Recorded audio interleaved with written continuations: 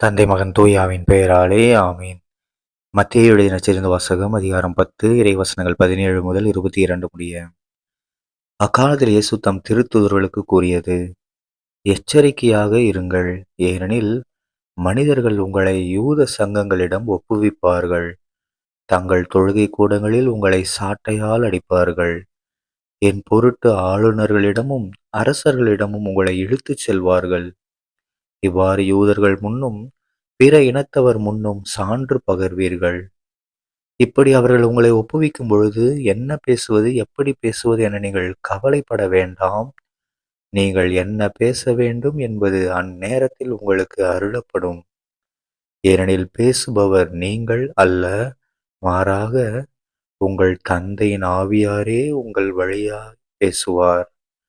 சகோதரர் சகோதரிகள் தம் உடன் சகோதரர் சகோதரிகளையும் தந்தையர் பிள்ளைகளையும் கொல்வதற்கென ஒப்புவிப்பார்கள். பிள்ளைகள் பெற்றோருக்கு எதிராக எழுந்து அவர்களை கொல்வார்கள். என் பெயரின் பொருட்டு உங்களை எல்லாரும் வெறுப்பர். இறுதி வரை மன உறுதியுடன் இருப்போரே மீட்கப்படுவர். ஆண்டவரின் அருள்வாக்கு. கிறிஸ்துவே உமக்கு புகழ். அன்பான சகோதர சகோதரிகளே, இன்று கிறிஸ்து பிறப்பு காலம் டிசம்பர் 26ஆம் தேதி 2025ஆம் ஆண்டு வெள்ளிக்கிழமை. ஸோ இன்னைக்கு நம்ம என்ன விழாவை கொண்டாடுறோம்?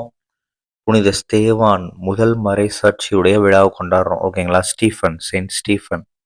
ஸோ எதுக்குப்பா நேற்று தான் நம்ம கிறிஸ்துமஸ் கொண்டாடணும், ஏசப்பா பிறப்பு கொண்டாடணும், அடுத்த நாளே ஏன் இந்த மாதிரி ஒரு மறைசாட்சியானவரோட நாளை நம்ம கொண்டாடுறோம் அப்படின்னா, ஏசப்பா பிறந்து அவருடைய பணியை ஆரம்பிச்சதுல இருந்து என்ன ஆரம்பிச்சிருச்சு?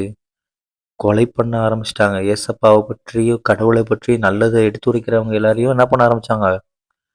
அவர்களுக்கு எதிராக தவறான திட்டம் தீட்ட ஆரம்பிச்சாங்க. ஸோ அதனாலதான் கிறிஸ்து பிறந்த காலம் வந்தாலே அடுத்து என்னது? அவரை எப்படி கொல்லலான்னு மக்கள் பிளான் பண்ணாங்க. ஓகேங்களா? அதேதான். ஸோ ஏசப்பா இந்த நற்செய்தியிலே அவரே சொல்றாரு பாருங்க. நீங்க எச்சரிக்கையா இருங்க, உங்களை என்ன வேணாலும் பண்ணுவாங்க, கவலைப்படாதீங்க. என்ன பேசணும், என்ன பண்ணணும்னு நான் உங்களுக்கு சொல்லுவேன். தூய ஆவியார் மூலமா சொல்லப்படும். அது மட்டும் இல்லாம நீங்க எதா இருந்தாலும் மன உறுதியோட இருங்க. அப்படி மன உறுதியோட கடைசி வரைக்கும் இருந்தால் தான் நாம் என்ன பண்ணுவோமா? மீட்கப்படுவோம்.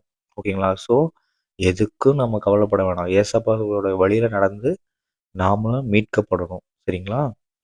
தந்தை மகன் தூய ஆவியின் பெயராலே ஆமீன். இயேசுவுக்கே புகழ், இயேசுவுக்கே நன்றி, மரியே வாழ்க.